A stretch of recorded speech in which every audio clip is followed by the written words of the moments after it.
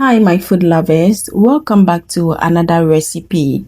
In today's video we are making some pineapple cake. Let's get into it. Into a bowl, we are going to go in with some flour and then we'll add some baking powder. Into the same bowl, add in some baking soda, and we are going to mix all of our dry ingredients just as you see on your screens. Make sure you mix them very well. You may see some baking powder or baking soda lump inside there. Just make sure you break everything until it's well combined and smooth to go. Now that we have this perfectly mixed, we are just going to set these aside, and then into a separate bowl we are going to add our wet ingredients together. Before then, use your butter or margarine into a bowl that is spacious enough for you to work with, and put in your margarine, and we are going to add our sugar to it, and you use your hand weight to mix these very well until you get smooth and fluffy texture.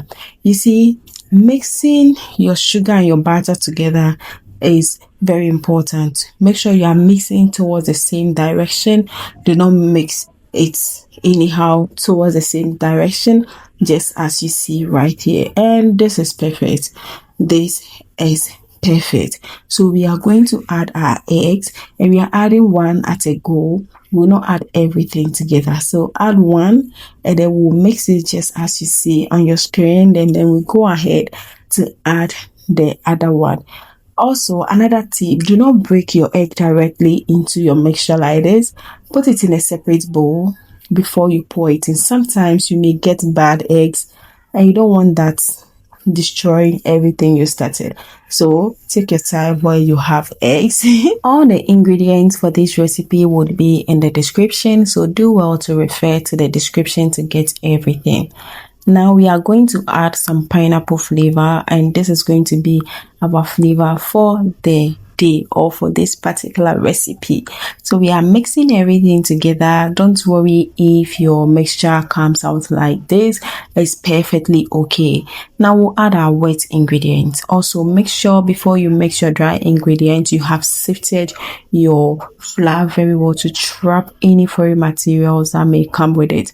So just like this, you can use your hand wicks to mix everything, but I prefer to use my spatula just like this. Then later I add some strength to it and I mix it very well, which you will see very soon, just like this, until I achieve a very smooth consistency. I will now go ahead to introduce my milk when I realize that everything is fine to my perfection. So you can see the consistency is perfect before I went ahead to add my milk.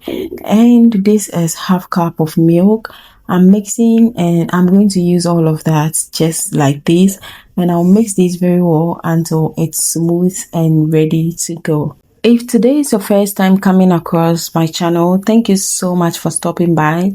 Please kindly like this video, share to your friends and loved ones, and subscribe if you haven't done that yet. Also click on that bell notification icon so you get notified anytime we upload a new video.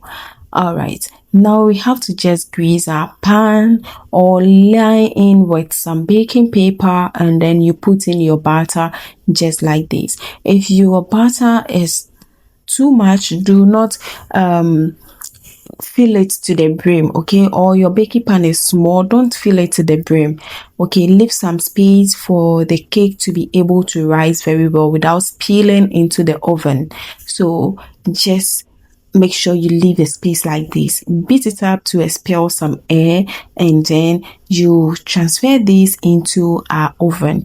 Before then, you have preheated your oven, and after 20 minutes our cake is ready. And don't be like me, check up on your cake so you don't get it burned on the top just like it happened to me. Anyways, this cake tastes good, as soft and spongy, and I know it's something you would really enjoy. Make sure you take out your baking paper, allow this to really cool down before you say. When it cools down, everything tends to marry very well, and you get the perfect texture or the perfect taste you deserve. So here we go. You can see inside looks so good. It feels so nice. Even though the top look dark, you might think it's burnt, but this is just perfect and it tastes so good.